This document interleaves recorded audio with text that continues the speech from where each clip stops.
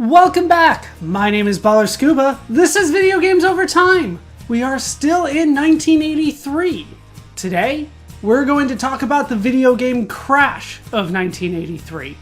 The video game crash of 1983 was a long, slow process which affected the entire video game industry. To this point, the video game industry had been growing year after year. However, 1983 saw the first decline in sales of video games. This would perhaps become the most defining event of the video game industry in 1983, so it is important to look at its causes and its effects. There is no one cause for the crash. It is a result of several different factors present throughout the industry. We will take a look at some of the larger trends we have been seeing. One issue is the number of home consoles on the market. We have seen a crash before due to this reason. In 1977, the first generation console market collapsed due to oversaturation. However, the combination of Space Invaders in the arcade and the Atari 2600, a second generation console, was able to keep that crash short term.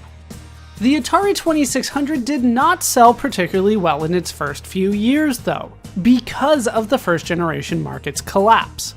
In 1980, Space Invaders was ported to the Atari 2600, and sales of the console quadrupled. The Atari 2600 started to dominate the home console market as a result. Inspired by Atari's success with the 2600, several other consoles started to appear on the market. Those include the Magnavox Odyssey 2, Mattel's Intellivision, the ColecoVision, the Vectrex, and Atari's own follow-up console in the Atari 5200. By the end of 1982, the ColecoVision posed the biggest threat to Atari, but still only represented 17% of the market. Atari, particularly the Atari 2600, was still the dominant force in the console industry. Another issue is the rise of third-party developers. Before 1979, all video games developed for home consoles were published by the console manufacturer themselves. In 1979, however, Activision formed and started publishing games for consoles they did not develop. Atari did sue, but settled, which legitimized third-party console developers as a business model. Before 1982, there were only a handful of third-party developers. In 1982, other developers started flooding the market. David Crane of Activision has said that the number of third-party developers at CES rose from 3 to 30 in just 1 year. Without the experience that Activision had designing for consoles though, a lot of these games were of poor quality. The industry would rely heavily on corporate espionage to try to learn how to design for the console. The new companies also struggled finding new ideas. Many companies relied on old ideas, rehashing what had already been done. Because of this, several games proved to be unsuccessful. It is said that just 10% of the video games released for the Atari 2600 represented 75% of video game sales. Atari saw their share of the console game market fall from 75% in 1981 to less than 40% by the end of 1982. There were also issues with the subject matter of video games from the third-party developers. In particular, there were several pornographic games released for the Atari 2600.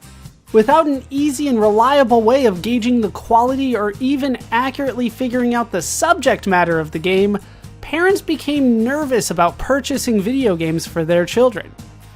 Journalism about video games and the video game industry was still lacking, so many consumers did not know much about the things they were purchasing at the time. Around this time, Atari, the biggest name in the home video game industry, had some major missteps. Despite releasing a new console in 1982, the Atari 5200 failed to overtake their 5-year-old console in terms of sales or popularity. In several cases, the same arcade game would be ported to both consoles, and despite the Atari 5200 version being the technically superior version of the game, the Atari 2600 version would be far more popular. Ports and licensed games were also a big issue for the industry and Atari in particular. Most successful arcade games were actively sought after by console game developers.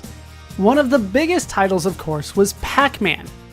Atari was able to obtain the license for Pac-Man, but the result ended up being a disaster. While Pac-Man for the Atari 2600 would become the best-selling game for the console, it proved to be a bad game and fell far short of expectations set by Atari. This would lead to millions of unsold cartridges and returns from upset customers. Atari, however, failed to obtain the license for Donkey Kong, one of the biggest arcade titles of 1981. Coleco would get the rights to Donkey Kong instead, and used that to create a port not only for their own console, the ColecoVision, but also for the Atari 2600 and the Atari 5200. Ports as a whole would be of questionable quality. Home consoles did not have the power to replicate the power of the arcade cabinets. So, translating the arcade games to home consoles would have mixed results in both technical quality and gameplay. These would also vary wildly between different ports of the same game. The E.T. video game was also a big problem for Atari. Because the competition for licenses was so intense, Atari paid quite a high price for the E.T. license. However, they were still inspired by the success of the Pac-Man video game, despite its low quality. Atari rushed the development of the E.T. game in order to get the game released in time for the 1982 holiday season.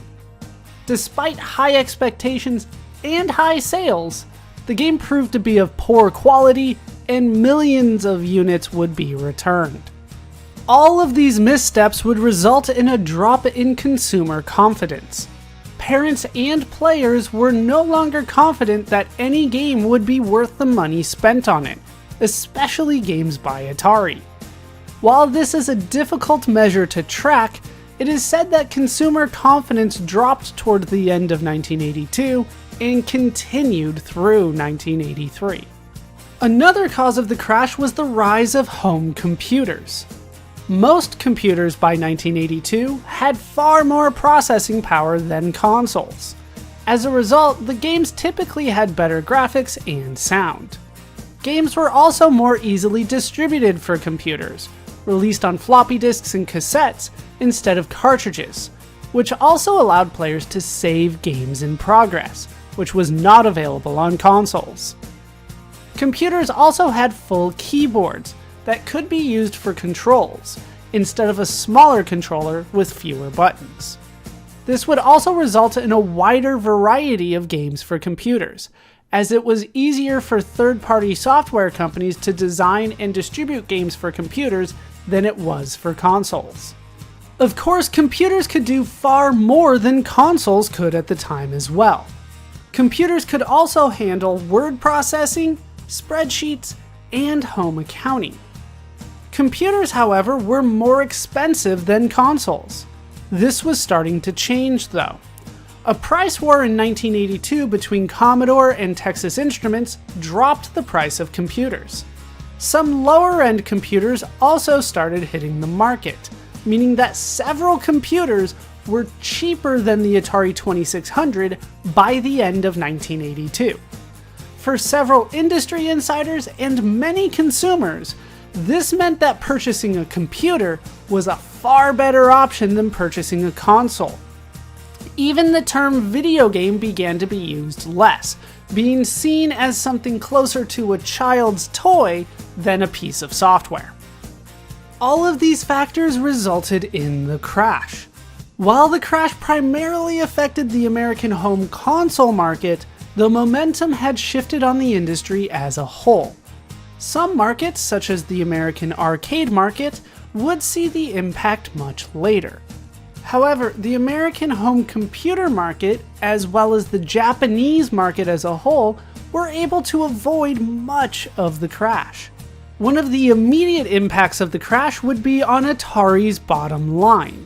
Atari was anticipated to have record profits in 1982, growing their profits from 1981 by 50%. While Atari's profits did grow in 1982, it was only by 15%, far lower than expected. This was a marker of things to come. In 1983, Atari was losing money, and in June, fired 3,000 of its 10,000 personnel. Atari also had to deal with unsold and returned cartridges and consoles.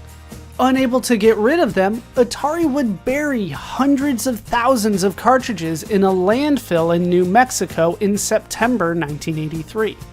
This would become symbolic of the crash as a whole, but this event would remain unconfirmed for decades, becoming an urban legend that would exaggerate the number of cartridges over the years.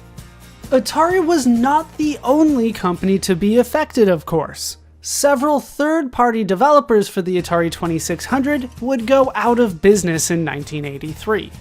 Stores who still had games by these companies could no longer return the unsold games. Left with no other choice, the stores would discount the games, resulting in poor quality games becoming cheaper and more popular. This would make the quality games by the existing companies seem more expensive and therefore less popular. This, of course, would only compound the problems that caused the crash. Several retailers stopped selling video games altogether, and several stores built primarily around the sale of home video games folded as well. American arcades were not immune from the crash. While the number of arcades in America doubled between 1980 and 1982, up to 10,000 arcades, 1,500 of those arcades closed in 1983. It is also reported that those arcades that remained open saw a 40% loss in revenue. We will continue to track video game companies and the video game industry as a whole as we move forward, as the video game crash of 1983 would actually span several years. However, do not think we will be short on games, platforms, or topics to talk about. The history of video games and video games over time will go on. That will do it for the story of the video game crash of 1983 for now. My name is Baller Scuba. This has been Video Games Over Time. Thank you so much for watching, and I hope to see you in our next video when we bounce for loot.